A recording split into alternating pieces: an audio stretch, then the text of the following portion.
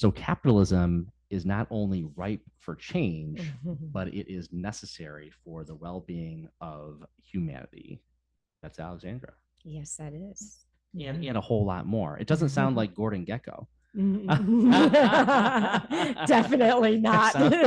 You're bringing me back to the mid to early 80s. But that was definitely the thing for a long, long time, because it yeah. was like, oh, greed is good. It's good, Yes, and that's the whole, and we should accept that because that helps people make money. And, it doesn't matter what we do to stomp on other people or whatever.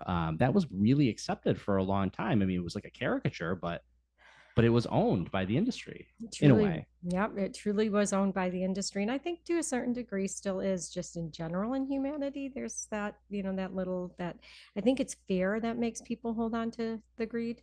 But I have to say, I wish I can sit here today saying it just, Wall Street has changed so much, but I don't really think it has. But honestly, and I don't know. Well, okay, so you have had an evolution. I guess that's probably fair to say. Yeah. When you approach Alexandra and you see her, whether it's online, like, it is night and day compared to what you would think of a financial advisor, right, quote unquote. And so your mission has, I mean, you're one of the best at what you do. I mean, there's no question about it. Your reputation is what it is. People know you in the Berkshires for sure, and outside the Berkshires. But what you feel from you is so different than any other financial advisor. And I know a lot of financial advisors, no disrespect to it, but there's a whole other focus here. Yeah, you know what it is? I'm a whole person. So there was a time where, when I've been in this industry for 36 years. So there was a time where I was just very focused and driven. I'm always focused to help the clients get the best return that they can possibly get and serve the clients and so on.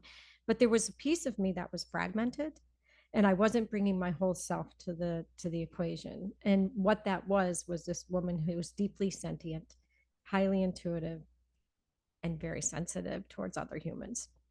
And at one point, I was at a meditation retreat, and I met a gentleman who, now my husband, by the way, who looked at my website, was sitting across the table from me, and said,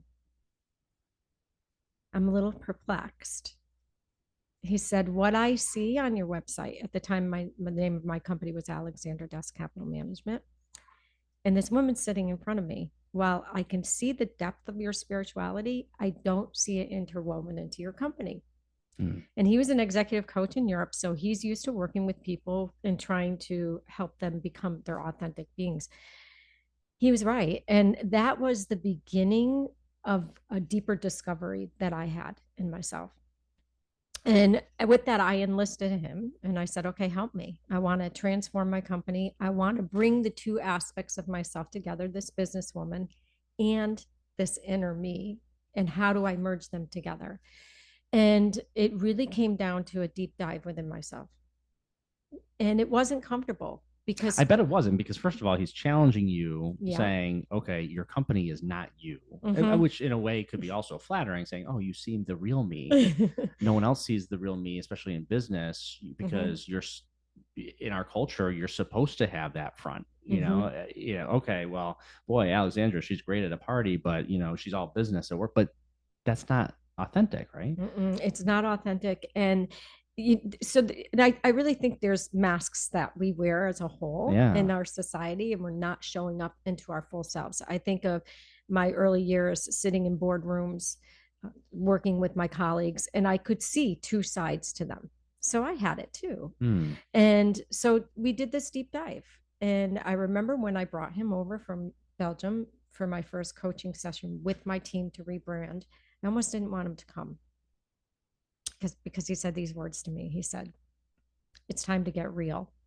And that's scary. It pissed me off. I was so mad. I'm like, I am real. Yeah. And that was the beginning. And in our team meeting, I went to my sage advisor, and I said to her, I said, "I don't want to bring him here. He scares me." And she said, "Oh, he has your number. You need to bring him." And so I did. And I had to sit up in front of my group. She said one thing to me: be honest, be raw, be vulnerable, be honest, vulnerability was not my thing, Yeah. was not my gig, right? Right. No, no, thank you. And on Wall Street, no, No, definitely no. not. Five brothers, the youngest of five brothers, definitely not, No, this was not a comfortable place. Okay, then. So I had to sit in front of my team and tell them the truth is I was afraid of being rejected. And, I came to realize that to love openly and to show love really is a frightening thought. You're hitting me. It's like, I mean, like, because, people have, that is people in business. That is, you have those masks and like in vulnerability. I mean, how a financial advisor showing, no, you have to be the smartest one in the room all the time, forever, whether it's a cocktail party or whether it's in a boardroom, to show vulnerability. That's, Yeah, it really was.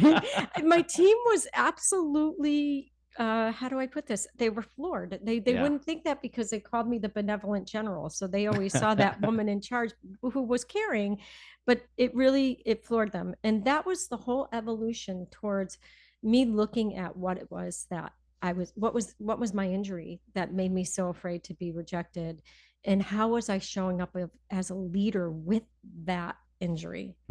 And I've come to understand, and this is why I changed the company to Investments for Loving Change.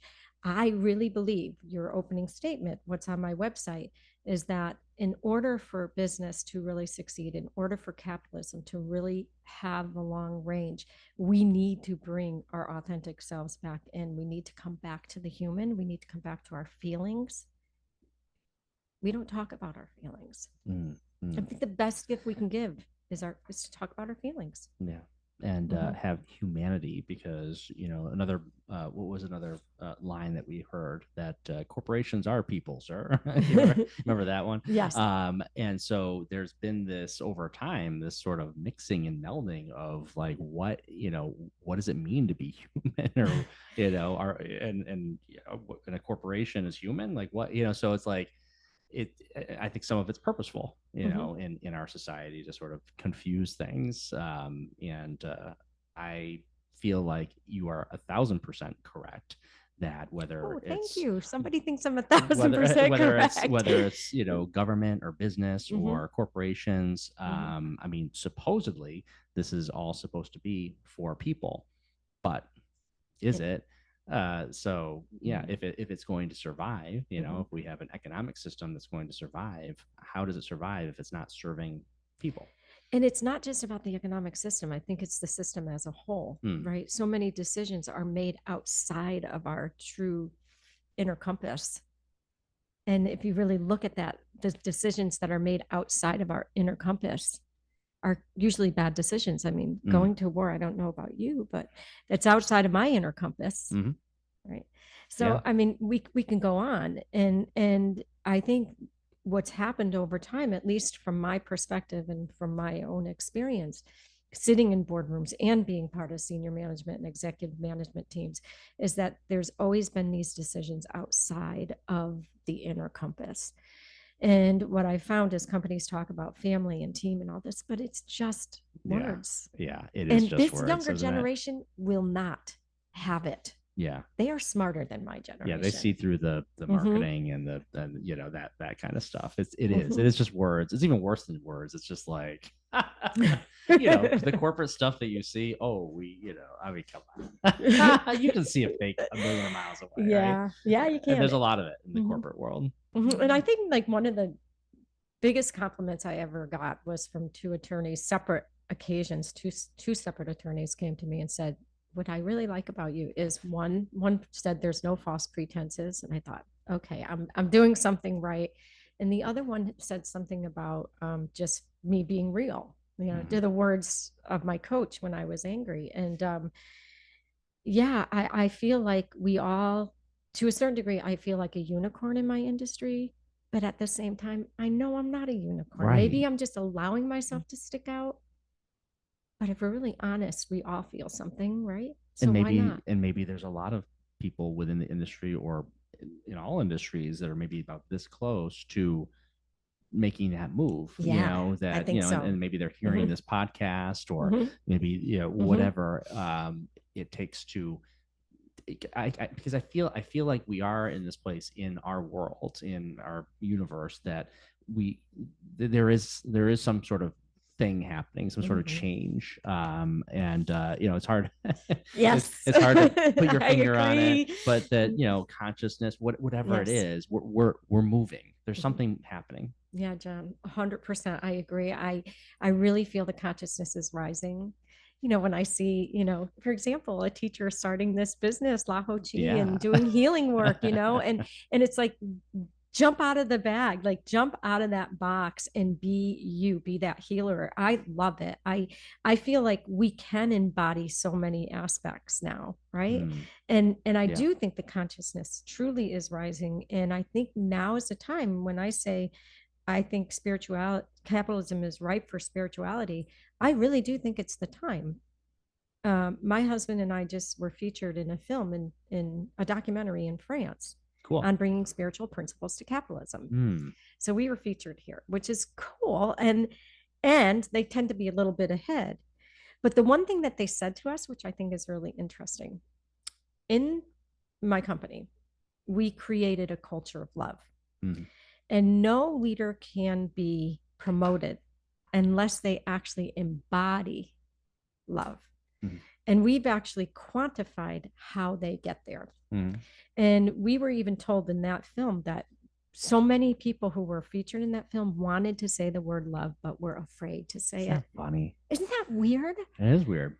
And I know this. It's scary to love, right? Yeah. I know. It's scary to love, and then there's shame and embarrassment that comes along with being vulnerable, or the fear of it, and to openly say the word love, whether it's in the corporate world or if you're running for office, it's like, no, you have to let it go. I feel like you got to let it go. Man. I think we just came up with your new platform. The mayor running for love. I like it. I like it. That's right. Yeah. Why not? I don't know if you've been around people who've passed away. I have had, and I will call it fortune, to be around 3 people who've crossed over in their final days. And each one of them, it was magic. And each one of them, in the end, they all wanted one thing: to know they were loved and to know that they gave love. Nothing else mattered. One was tremendously successful. That didn't matter in those last 2 weeks. It didn't even, none of that even mattered. It was the visits. It was the smiles. It was the laughter. It was the holding the hand. It was the eye gazing.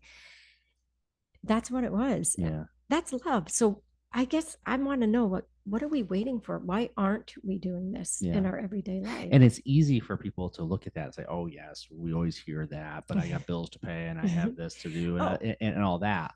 But really, if you really put yourself in that and put yourself in that position, and of course, I think there are techniques out there. I mean, Eckhart Tolle talks about this, I think, a little bit, like, actually even imagining like yourself dying or something like that.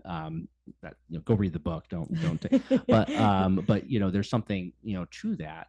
The simplicity of that, the magic of that simplicity.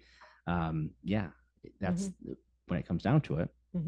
What is the priority of and if you're spiritual, maybe you're talking about the soul, and and forever we've been talking about in the corporate world, it has to be, there's no religion, there's not anything like that. But when you talk about spirituality, a lot of times people think religion, but that's not what you're talking about.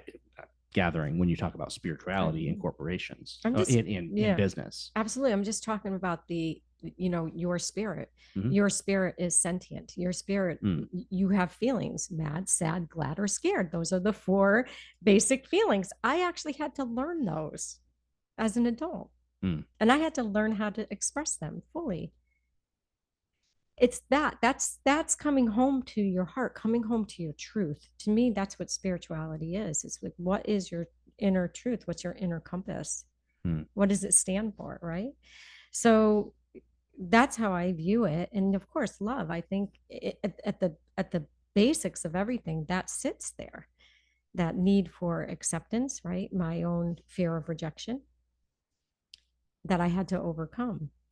See, it's easier said than done, right? I can say I'm afraid of rejection, but it doesn't go away just saying the words. Yeah. It means I Yeah. have to look at what Yeah. made me afraid of rejection. So, okay. Had to do a deep dive. Yeah.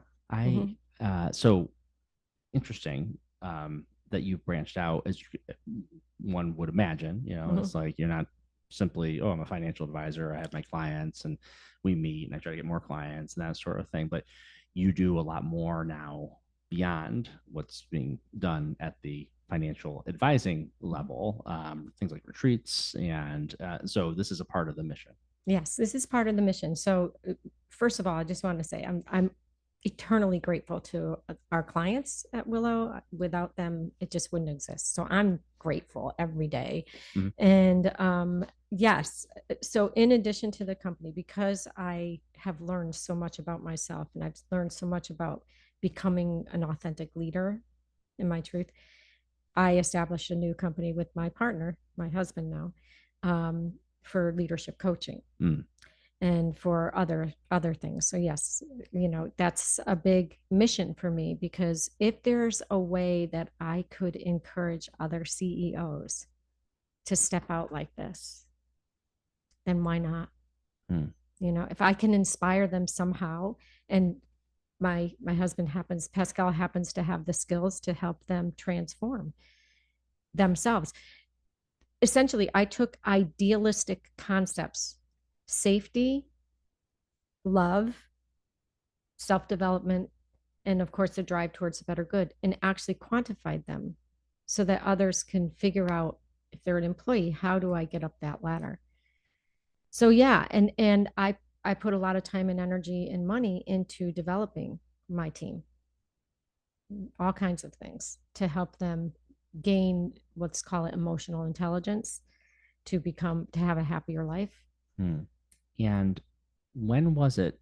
Because at some point you were in the traditional world of financial advising, but you are intuitive. You have gifts that you share. When did that start for you? I've had this conversation quite a bit on this podcast. I've had a lot of great people who have that gift, whether it's past life regressions or psychic, but there's usually I guess an evolution on how that all begins. How did it begin for you? Yeah, so I would say the path of an intuitive and a psychic and a medium and a healer, it's never easy, but I think the path of a human isn't easy, right? I mean, we all have our struggles. For me, part of the reason I was afraid of rejection was because I did, and I can see the etheric realms. Okay, because I can see certain things beyond the physical realm. There's more to it than just it's so flesh. Much more to it. I mean, we're energy, right? We're energy. Total energy. There's and there's even other dimensions, right? Things like that. so being in a very large family, the last of 9 children, and having this gift where I could see, let's say I can see angelic realms. That's what I saw as a little girl, and I would play with them as if they were here, and they were here as far as I'm concerned. And I was very content, but it didn't fit into the structure of how I was raised. And my hyper psychic ability as a child freaked them out. I can totally understand. I know some of the things that I've seen and would bring to them that I can understand would freak them out. So to fit into that family of the last of 9 children, I had to adapt and change and shift. So I was afraid to, especially then I pick a career that's very, you could just imagine, very analytical, right? And I love that. Don't get me wrong. Like, you didn't become a yoga instructor. You did something else. I did, exactly. The funny thing about it is I love what I do. I think it's very fascinating too. So I picked this career, and it was safe for me, right? Because it was a core competency for me, and I didn't have to show up with that other side of me. But what happened, John, is I was a closet medium. I was a closet psychic. So I would just write all kinds of, I would get downloads and write everything. I mean, I dare say when I was working at the bank, I called the tech bubble and the financial crisis. I could see it like I can see you sitting across the table. It's not the worst thing to have as a financial advisor, I right? think not, so I don't know what to say about it. So, but I kept it as like a kind of a closet, like I just hid it in the closet. And the truth is, when I see data, because I'm a big data person, it has a way of telling me a story. And I think most people that I worked with didn't understand that until I realized that I use both hemispheres of my brain. So once I embraced that and I said, well, wait a second, I have this higher knowing and I have this, I just said, I'm going to combine. One day I just said, I'm going to combine them quietly and just, hide it. And I did that for a long time until, of course, I met Pascal. And that's when he called me out and said that it was time for me to get real. And that's when I started to deal with the injuries. And that's, my deeper self that was so afraid of rejection. And then I just, not only did I, change and restructure my company and actually rebrand, that's when I started to allow my channel to be heard. So not only was I writing it in the closet anymore, just doing healings at my house for people who needed healings, kind of quietly in my little meditation cave. I just now am out with it. And this is who I am. And I'm okay with it now. Like, it actually feels amazing. That fear of rejection is gone because, okay, I understand if somebody doesn't agree with it, that's okay. Yeah. But I know who I am. And with that, because when you have a fear of, there's the fear that comes along with, oh, well, if they find out about this, oh, am I going to lose all my clients, or something like that in that world. And then at what point is there kind of, because it kind of takes in consideration your entire view of what this all is. Yeah, you know what I'm saying? Because like if you let go of that fear, you're basically saying, you know what, on the other side, it's okay, and there's a faith there. And so you said it exactly. It was about faith, because when I did finally rebrand the company and I started to allow myself to be fully seen and for who I am, there were some clients that had a hard time with that. And yes, I did lose a couple, but it was okay. I'm all right with that. That I want them to be well served somewhere else where they're comfortable. This is very important. This is very personal. Right. Your vibe isn't the same as theirs, and that's no judgment. Yeah, right? I mean, no, yeah, we have different priorities, and yes, the vibration may be different, and yeah, that's true. But at the same time, my ultimate goal is for people I want everyone to feel happy, comfortable, fearless, in their power. And if that's what they needed to do, it was with my total blessing and understanding. What couldn't happen anymore is for me to hide. That could not happen anymore. That was impossible for me. Yeah. Well, now, of course, people are sitting here waiting, well, when is the housing market going to crash? And what's happening? What's happening with the dollar, and like how can we keep printing money endlessly and all this stuff? So this is I do have some thoughts on that. I'm very happy to share. Just so you know, I right now launched a new economic newsletter called The Economic Intuitive. Okay. Yeah. And it's going to be a very affordable newsletter for the world to be able to have access to, because I do have a lot of knowledge, like a lot of understanding, a lot of downloads that come to me that get proved out. So essentially what happens is I get information, however I receive it. Sometimes it's looking at data, it's extra perception, let's call it. And then I have a colleague in the office. His job is to prove me wrong. That's his job. That's his primary job, prove me wrong. And I'm okay with that. And so it works out really good in the end, because ultimately he hasn't been able to prove me wrong often, but when he does, it's okay. It's good. And we're able to combine the art and science of the whole thing. So maybe I'll just give you a little bit of tidbit of what I think might be Yeah. happening here. Yeah. I'd love to have some free advice here Just let's see. from the So, intuitive. so And by the way, that has to be quite the niche. it is. I'm thinking that they're. I don't know. I mean, I shouldn't dispel that there isn't that sort of creativity out there, or it hasn't been thought of before. Maybe it has, but like, I don't know. It's the first time I've heard of that brand as such. Thank you. I'll take that as a major compliment. Anyway, so we work thematically in the office, and there's some broader themes that I felt were in the offing for many years. And one of them is that the dollar will no longer become the reserve currency.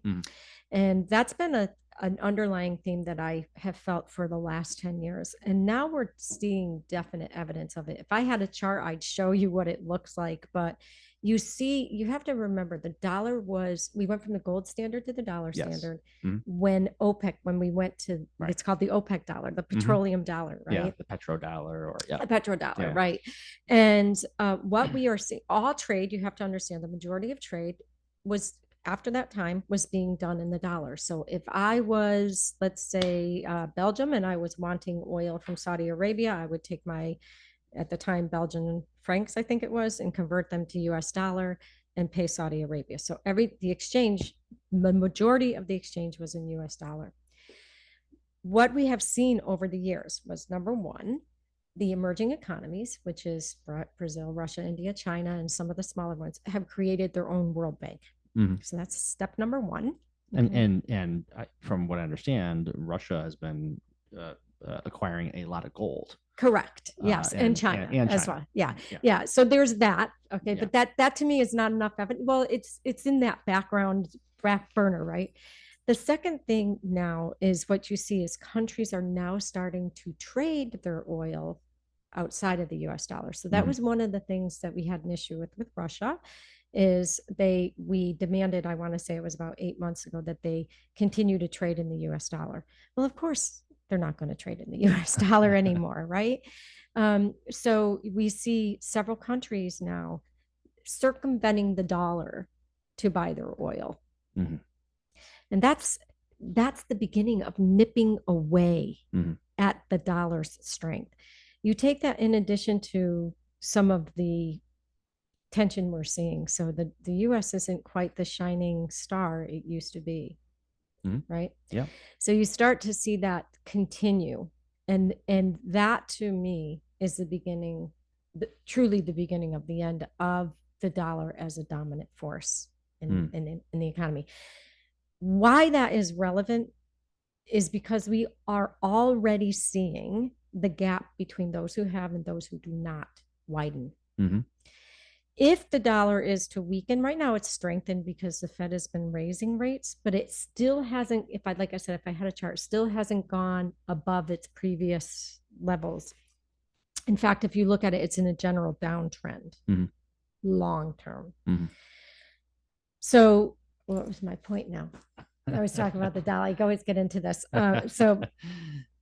So the long-term trend in the dollar has been coming down. Now, why it's important, if suddenly we move away from the dollar being the reserve currency, so the world moves away from that, suddenly our cost for goods goes up, right? Because of supply and demand. If suddenly nobody's demanding the dollar, what happens when somebody doesn't want something? Supply goes up, the value comes down. So importing our goods, we're still dependent on imports. Suddenly the cost of our goods will go higher.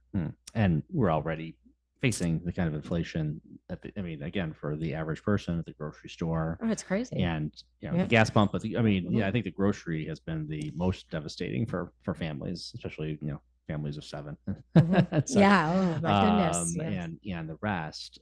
So that's interesting. And you wonder, when you look at the long term of that, and I want you to finish your analysis, but but some of the things that I think about when you go to the grocery store and it's so expensive and eggs are $7 a dozen, and is, at what point is there a tipping point where we start to be more sustainable in communities, and who's going to do that? You have to, I think more and more you'll see action at the local level. I completely agree with that. And it will come out of necessity. The unfortunate thing is I think sometimes people have to get pushed to a brink. Right. And, you know, I feel like change comes. I mean, think about it in your own life, right? Change comes when you hit that point, that breaking point, and suddenly something dramatic happens. And I think of me on many times, many occasions, where just I hit a breaking point and then something dramatic changes. And I think unfortunately that may be the case here. Is I do think, you know, getting to the point about where food prices are, I don't think we'll see much come off the lever on that. Yeah. And I, you know, I think that is a trend that will continue. And should it continue down this pike, I do think people have to become more sustainable. And I think that will happen. Yeah, and it's probably, like you said, it's probably something that should have happened a long time ago, is to start to think about that, like especially food sustainability. Like, you know, there are these, you know, if every third household had 6 chickens, like there would be no need to buy eggs at a grocery store, for example, ever again. You know, things like that. But you can kind of scale that in different ways, that concept. And that has been happening, John. I mean, you know, there has been a movement towards community-based agriculture, as you know, over the last decade or so. So it is happening at some energetic level. Ramp that thing up. We just got to ramp it way up. We better get those greenhouses. It's just heart-wrenching for me to, you know, to know and see that a lot of people cannot afford to eat well. And I mean healthy, well, not like abundance, but real food, good food, healthy food. Yeah, it's very hard. And it's like, again, part of that world that isn't human driven, because how in the world do you look at the things that we consume on a regular basis, and we know, and you know, anyone who knows. I mean, yeah, it's not we're at the worst, people would say we're being poisoned. And the best, boy, there's a lot of bad choices out there that are easy and accessible versus the good stuff. It's the product of a system, whether it's a purposeful system or if it's made because of the nature of capitalism and corporations, how they are. Hey, whatever you want, how you can argue both of those. Profitability, but it's there. Yeah, but it's there. It's there. It's very hard. It's hard to see. I'd love to change it. I wish I can blink my eyes and change it. It's not one of my superpowers. Now, locally, again, I mean, I know you have clients globally. I'm sure, but you know, it's easier sometimes to look at things from a micro locally, and the housing market. I mean, there has been a little supply, a lot of demand, and a lot of people in the Berkshires. The pressure has come also from outsiders, quote unquote, New York City folks and Boston people who buy with cash and things like that. I was just having this conversation with a realtor the other day. So it's been tough for people to have a new maneuverability or even find housing here in the Berkshires. That may be similar across the country. I'm not sure. Yes, the answer is yes. Then, you know, where are we at here? Yeah, this is a good question. So it's interesting. I was amongst many real estate agents in the last couple of days, and they're trying to figure out where prices are going. And I have again, this was something I wrote about several years ago. I do think that there's a certain floor under the price of existing homes. So a lot of people are expecting a bust, and I'm not saying that there won't be. I actually think we have way too much debt on the government books, too much. And I think eventually we'll feel that we're going to feel the effect of that. We're already seeing it in inflation. Whether the system starts to buckle underneath the amount of debt we have, I don't know yet. We're starting to see some delinquencies. But the biggest thing right now that I'm seeing is that there's a bit of a floor underneath the price of housing, because the price of new building materials are still high. So the price of existing homes can only go so low when your price of replacement is still high, right? Yeah. So it almost feels like there's a bit of a floor, maybe a little bit different this time. And I think it is because there is a tipping point there because of the, you know, as far as that goes. Because at some point, if building homes was cheaper, then there would be that magic number somewhere that would just, you know, make it so that the building would, but yeah, still we're at that point where it's so expensive to build. It's so expensive to build, and I just think that's going to keep a certain floor under housing. And it's interesting because you do see that happened. And despite the Fed raising interest rates by a significant amount in the last year, relative to how they normally go, you don't see a major softness in the pricing of houses. And certainly not in rent.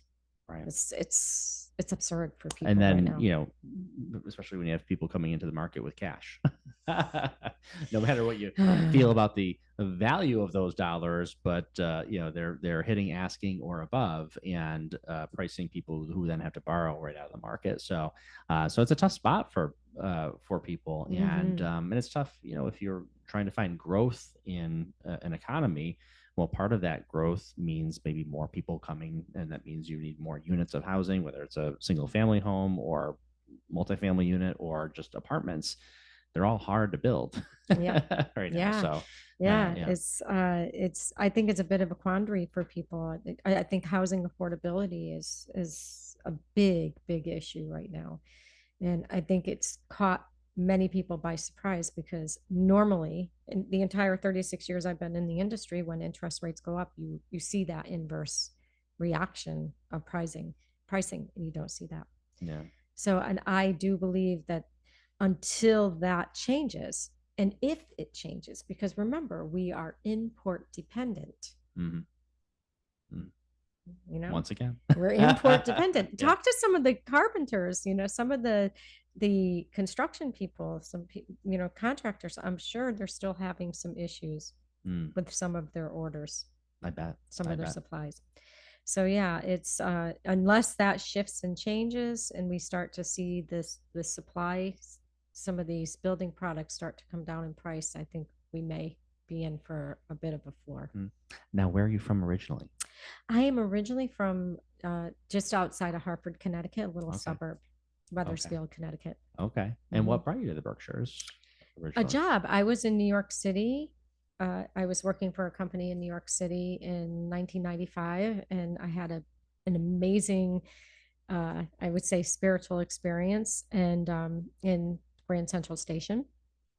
And I knew I had to get out of New York City. I was working on Wall Street. I was rushing at that time. I was really focused and driven. So get out of my way, everyone. I'm out of my get out. And I was in Grand Central Station, and I was going to a client meeting, and I had my briefcase and my suit, and I'm just walking really briskly. And there was this old woman, I could tell, who was from she couldn't speak English, and she couldn't find her way. She didn't know where she was. And everybody's just whizzing past her. Like, don't bother me asking for directions. And I saw myself just whizzing past her. And something pulled me back to her. And I said, what was this? So I walked over to her and I said, can I help you? She couldn't speak English. She's trying to show me where she needs to go on a map. And so I said, okay, this is in 95. I said, I got to bring her. I knew I was going to be late for the client, but I had to bring her to where she needed to go. So I got her down to the train she needed to get on. I circled it. I did all this stuff to help her. And of course it made me late. But when that happened, she touched my face and she said, you're an angel. And I got goosebumps all over my body. Wow. And I remember saying, oh my God, I got to get out of here, because I was getting so hard, so jaded, and so I called my recruiter and said, find me a job. So this was the one I picked. I interviewed at the bank at the time, and I really felt they embodied some warmth that I really needed. And I took a position as a senior investment person with the bank and stayed for 14 years. So it was really, really good. And unbeknownst to me, I was getting very sick. And I didn't know that at the time. I knew I wasn't feeling good, but I was so focused and driven. I just thought I was just, stressed. It turned out shortly after I moved here that I was diagnosed with MS. But I don't have, I'm good now. I healed myself. I did a whole, I was very early stages, and I went on a very strict diet.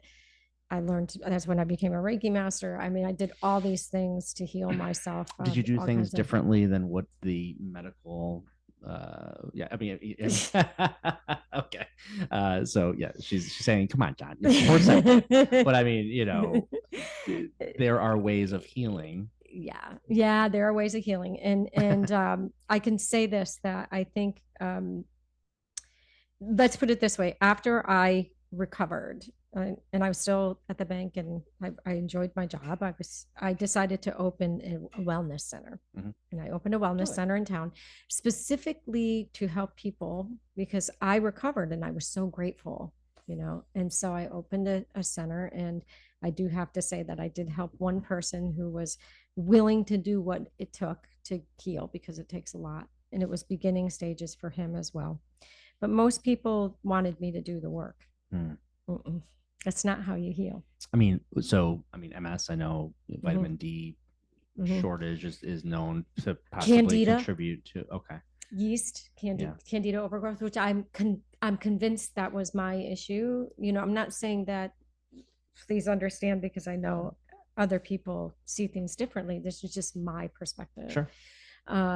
So I think yeast overgrowth, I had way too much antibiotics as a little kid. I think that played in. I think Lyme played in, because Lyme is a great mimicker of MS. So there's a lot of things. I learned so much about my own healing at that time, and I just wanted to help other people. Yeah. And once you go on that journey of knowing that the body can heal itself in ways that maybe we're not let on to know as well, and in sort of the mainstream and that sort of thing. Yeah, there's a lot there. We're capable of so much more, I think, than the traditional. And again, with all respect to my dear friends, nurses and doctors and everything, but there is another way too. Yeah. And there's a time for both. I think if you can marry both, you're in a perfect place, because I do believe the body has a natural healing mechanism, but there are things that you have to use mainstream medical care. I've used it many times on my own. So me too. And thank you so much for that. So I just feel like life is a balance, and it's what feels right for the individual. So for me, I knew this was my journey. This is what I needed to do for myself. And then 14 years at Berkshire Bank. Yeah. And what made you take the leap to go into your own investment firm? Because that's what it was back then. Before Willow, there was before Alexandra Dest Capital Management, I worked at the bank. Right. So I've always wanted my own company, and I just came off of the financial crisis, having called it, and doing well for my clients.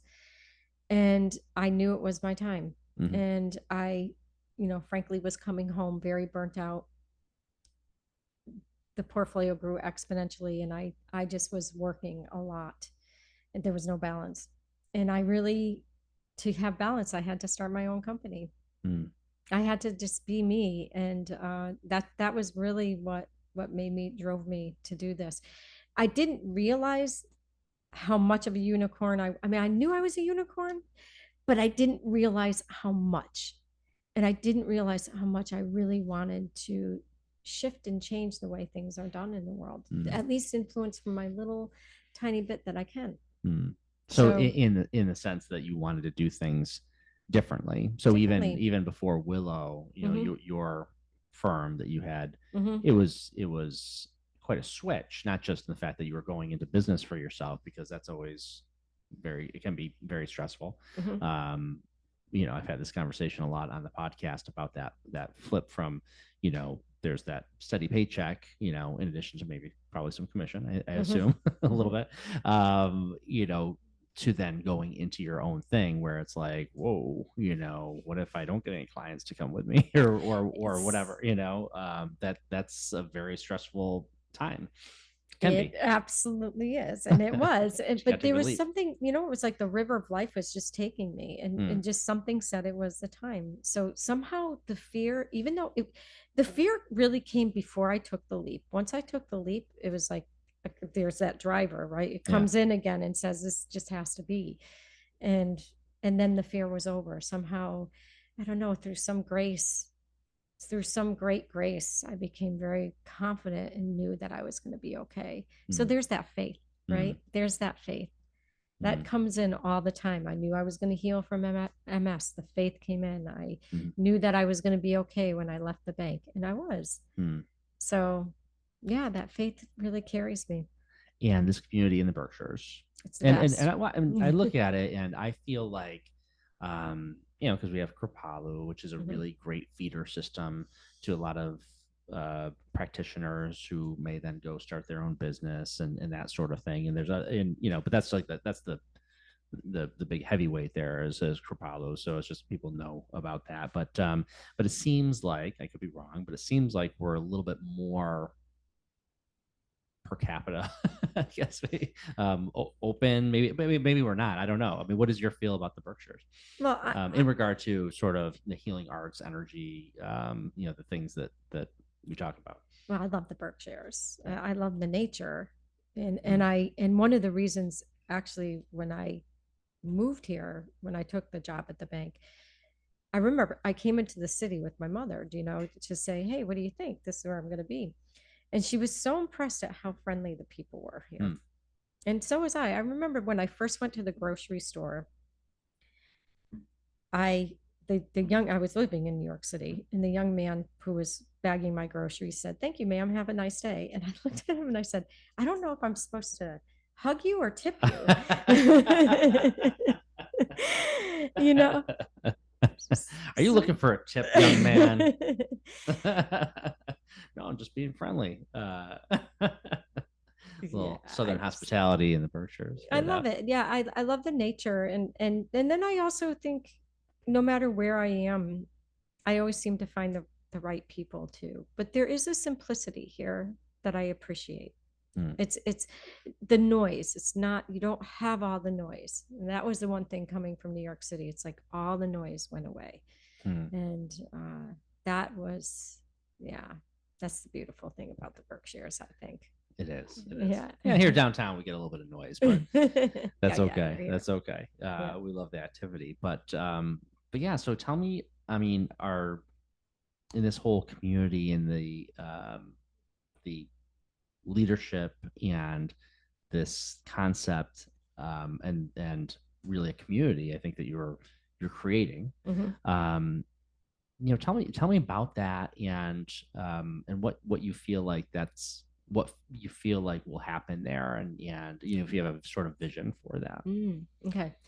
So, in terms of leadership, my vision, gosh, wouldn't it be great to have just everybody have everything they need?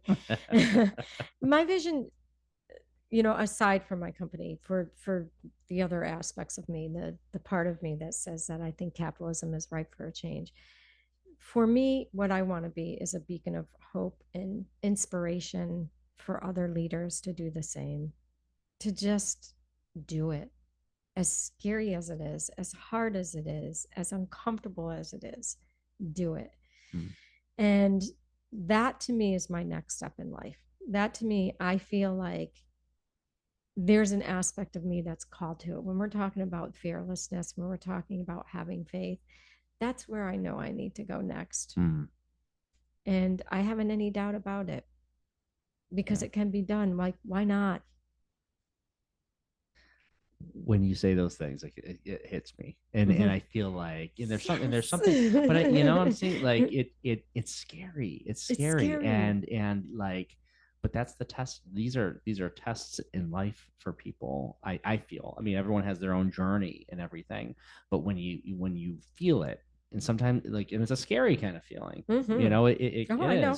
is, and like, so it's like this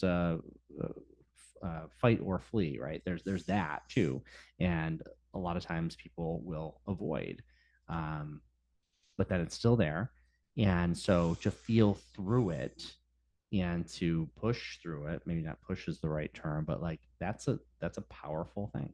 It's really powerful. And I'm convinced that part of illness, because when we talk about MS, part of the reason when I looked at the emotional aspect of it for me, there was a piece of me that wanted to be cared for, but didn't know how to ask, how to allow to be cared for. So if I was sick, I would be cared for, wouldn't I? And so that was underlying that whole MS structure. So yes, it's scary to actually allow yourself to feel, or in my case, to feel exactly what I was feeling. And what I will say is, once, it's like flexing a muscle, once you do it, like, I am very transparent now. I have nothing to hide. I really don't. And is that not the best place to be in the world? Like that, you know, where it's like it, you know, because well, I mean, whatever world you're living in, corporate world, you know, politics, life, divorce, like what, you know, all these things that people go through. Isn't it just nice to be like completely honest and be okay with that and never, because they always say honesty is the best policy. It's also it's just, it's nice. And it's scary, I think, too. Yeah. So yeah, to your question, like, for me, that feels like my next step in life. And you know, my partnership with Pascal with United Interstates of Freedom, I mean, that's going to be our focus. He has the skill set to help these leaders become whole. He did that with me. And now I had the willingness, and I'm smart myself, you know, I know where to go. I'm okay. I have some knowledge myself. I'm not, you know, I didn't, you know, just fall off the turnip truck, but he was able to help me through his skill set come to the other side and be able to create a company that I never really dreamed was, I mean, I dreamed it was possible, but didn't think it was possible. Right.